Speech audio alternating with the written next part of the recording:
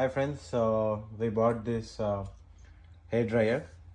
This is a new, very small and very handy. It's very flexible and it has two buttons. One is to indicate the speed level and other one is the temperature control.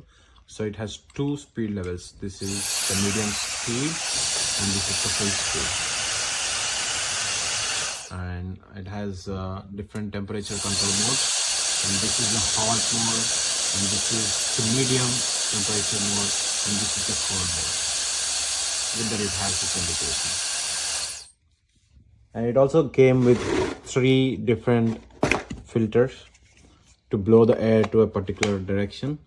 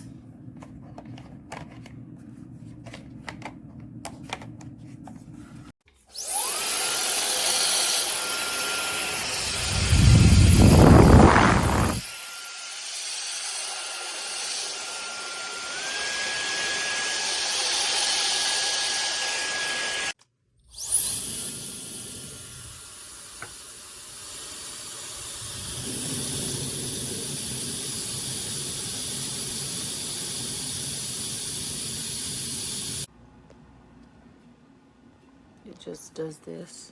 It won't turn on. Just makes that noise. That's it.